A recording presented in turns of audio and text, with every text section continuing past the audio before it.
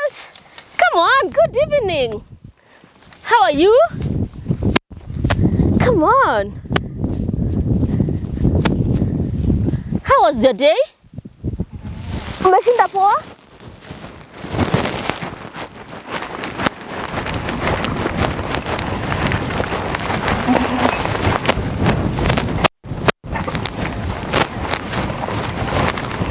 Hey. It's okay. You anxious? That's normal. How's the day? Good. Mine was good.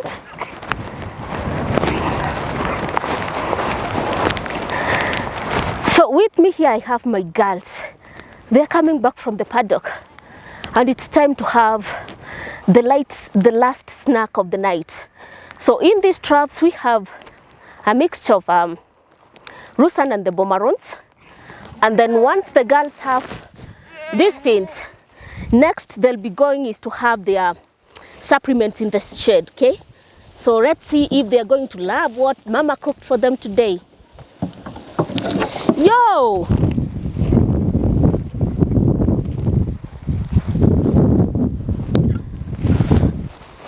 Pole pole.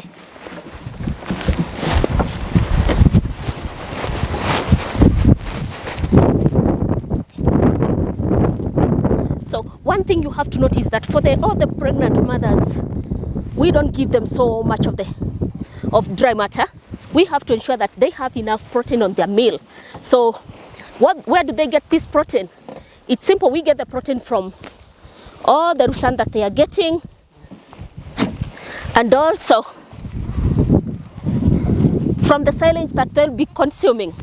As you know, being on semi-free range, Rusan is silage is the cheaper feed that you can be able to produce for your livestock. So once they get into the shed, now the supplements they'll be getting, the pregnant mothers will be getting something different from what the newborns, not the newborns, the preweaners will be getting. That's why we have our main shed separated into different compartments, so that in those compartments we are going to be able to hold the animals as we want them to, and be able to supplement without worrying that one animal is going to miss or have too much.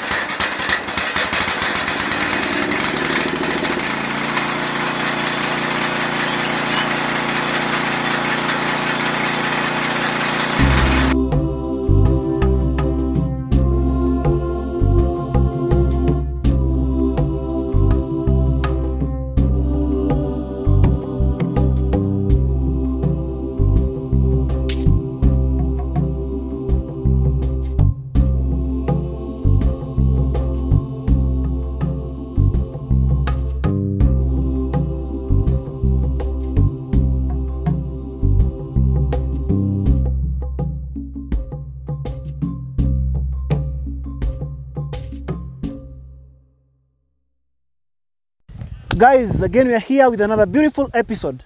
Here we are just going to discuss fully, and we want to know how this farmer is able to get super amazing results as such. What does she feed these animals?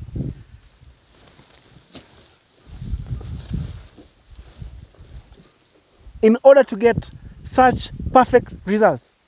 Remember, we are dealing with polygastrics. In short, these are ruminants. They have got the 4 stomach chambers, the rumen, reticulum, omasum, and all that. And therefore, while you're doing their feeds, you got to be very careful. You got to be very careful. Like I repeat, when you're feeding ruminants or the polygastrics, you need to be very careful with your feed. You don't just give them any feed. Whatever you feel is good for them might end up being worst for them. And if you love us, if you love what we're doing, kindly hit the subscribe button and just share as much as you can. And we can't wait to be back to Penzi Farm so that you can know what is the secret that she's able to use to feed these animals at the least cost and get the best results. I hope you enjoyed our previous episode on how she's doing the structures. Mind you, she's not doing the raised structures, she's doing the barn structure system. If you didn't, check the description below, enjoy that video. Let's dig deep.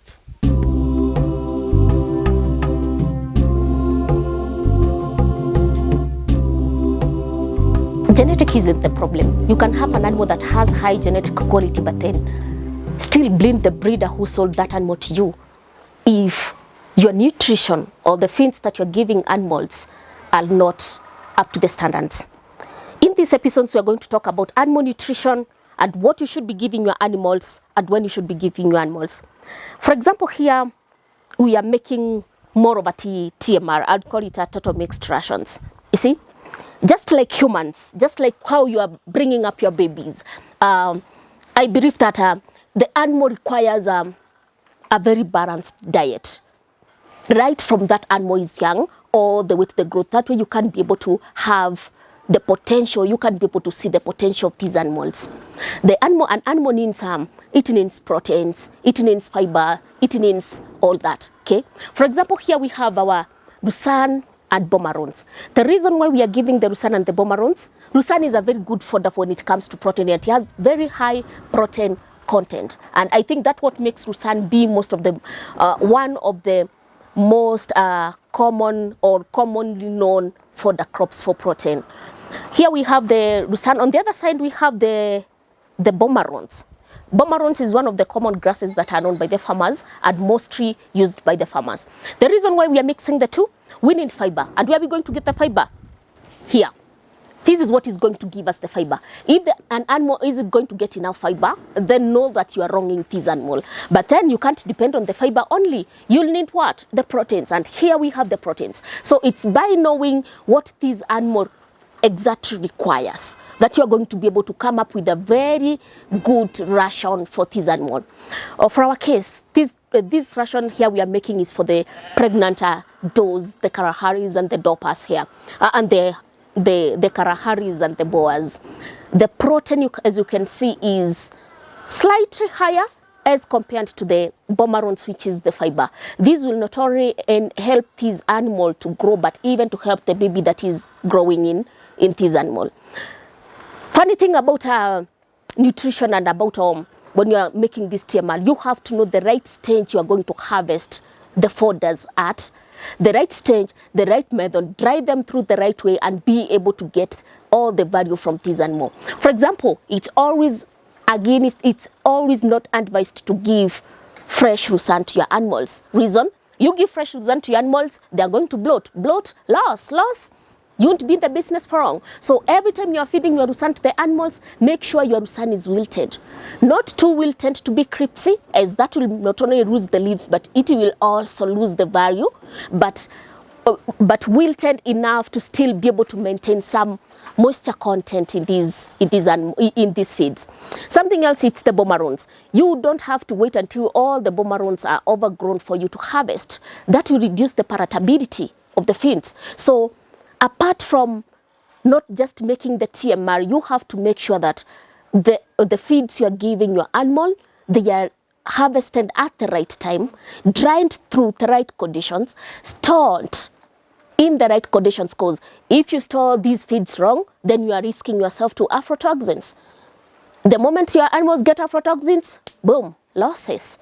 So make sure that for you to be able to come up with the best nutrition, you have to make sure the feeds are in the best condition, grown in the best condition, harvested while at the right stage, and stored at the right stage. By that, then farming will become too, I wouldn't say it will become too cheap for you, but I'll say that farming will become affordable for you. You don't need to strain when you are bringing up these animals, or when you are bringing. At the end of the day, it's all about kilimo biashara. So make sure you you maintain your costs at the lowest side possible, and at the same being able to provide these animals with the best meal that they can have. And what are you going to get in return? Your animals are going to get good weight, they'll be looking awesome, and you'll be able to get returns faster. So come with me and let's see how these girls are going to enjoy this meal I just prepared for them.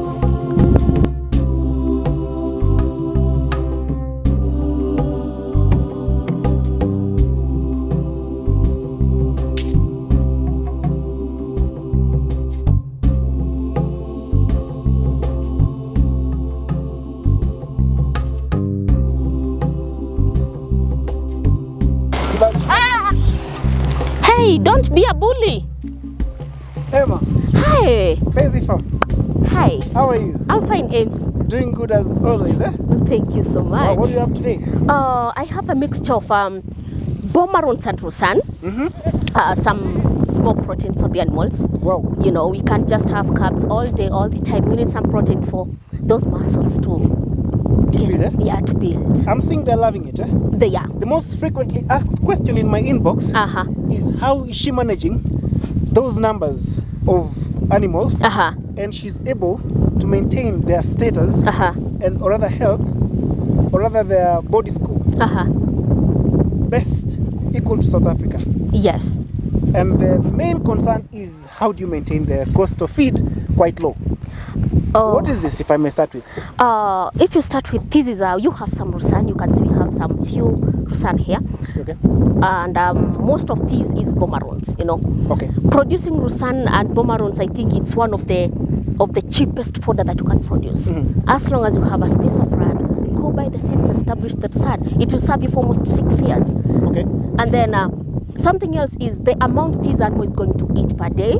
It's very minimal. Okay. So you don't need too much for you to maintain your animals. Just ensure that you are getting the Rusan. It's harvested during the right period. You don't want it too young or too overgrown, as it's going to lose most of the proteins. So you want it at the right stage.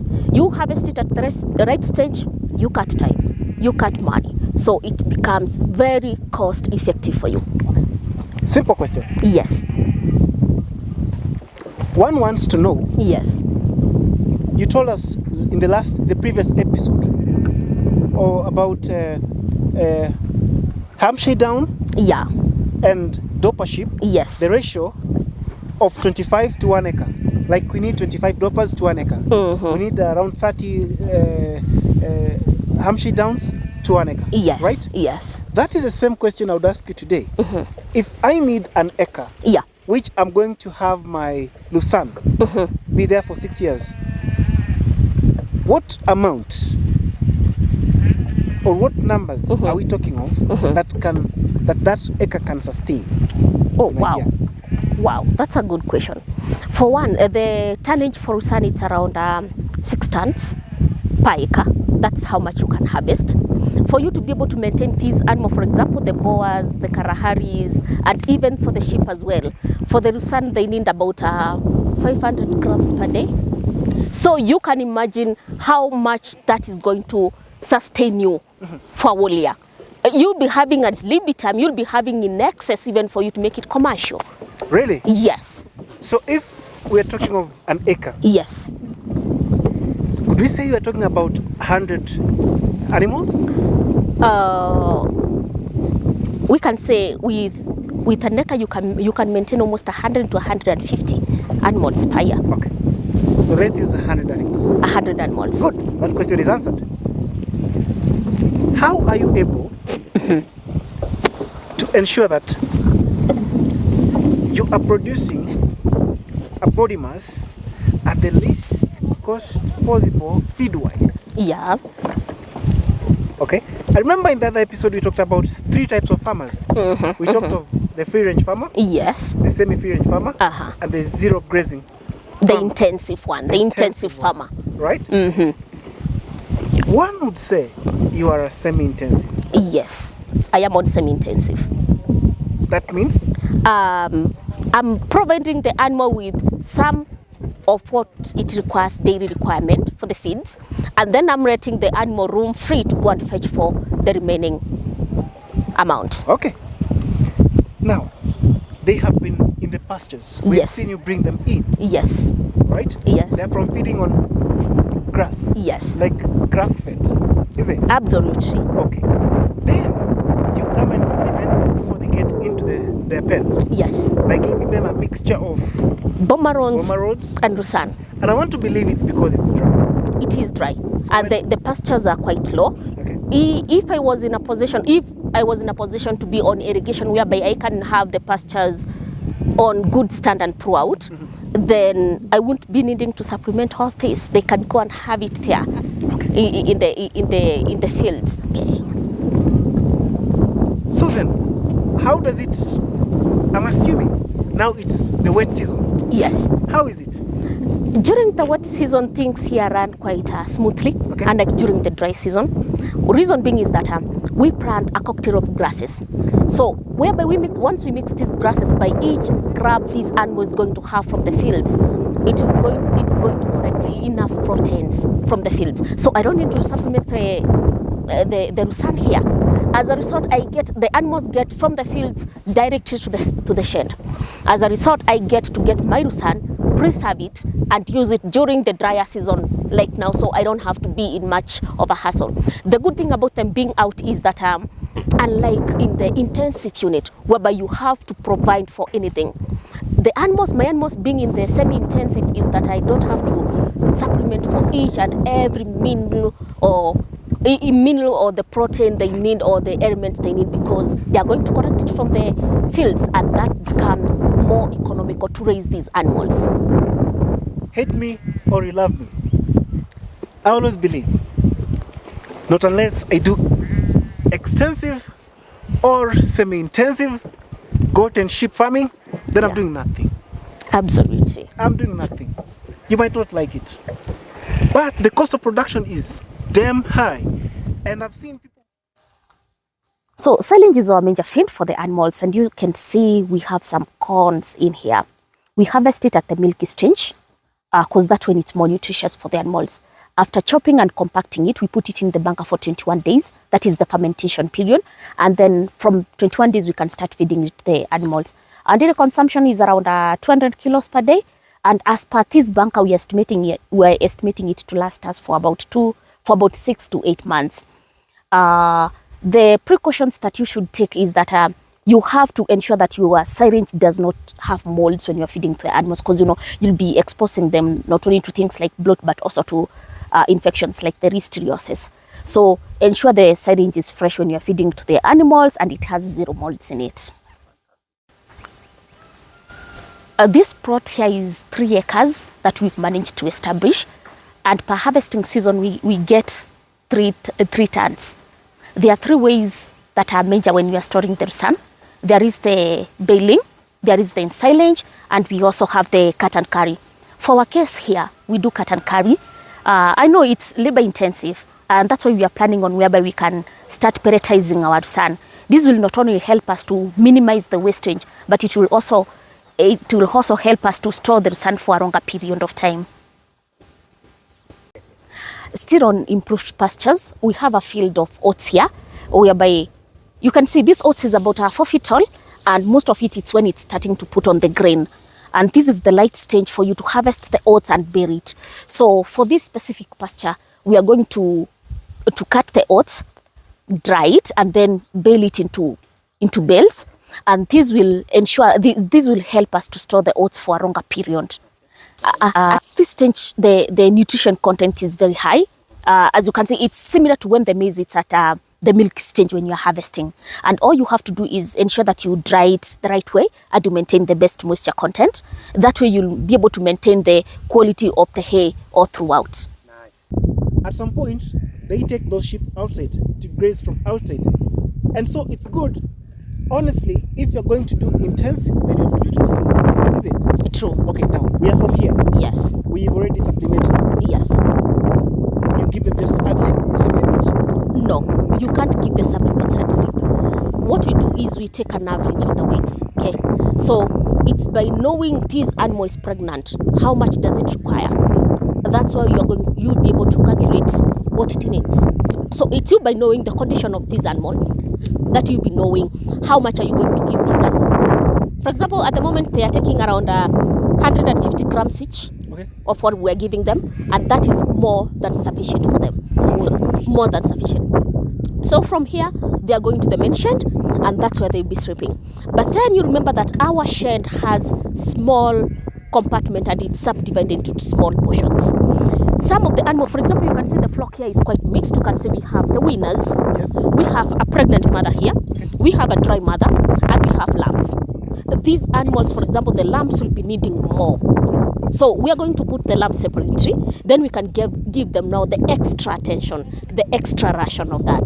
The pregnant ones as well, they are going to sleep separately. That way you can be able to give them that extra what they need, because at the end of the day they can't get 100% from outside, and we need to make them feel that they are not missing too much, because you know, when the animals are mostly on the extensive for the free range, this animal has the choice. It can choose, this is the shrub I want, this is the grass I want. But then limiting them here means limiting them to what they're grazing on, means as the farmer you have to go the extra hand and supplement whatever they are missing. What can I call this? This is a supplement, yes? Yes, it is. A mixture of Lucerne and Pomerans. Lucerne and Pomerans. Let me say wilted Lucerne and Pomerans. Wilted Lucerne. That's key. Wilted Lucerne. Never forget that as a farmer. Okay. There is the concentrate part. Yes. When do you give them the concentrate? Or when is the farmer expected to introduce concentrate? The only time we give the concentrates, it's for the young ones. Okay. From the time of birth all the way to 3 months old, those animals, they are on concentrate ad libitum. Remind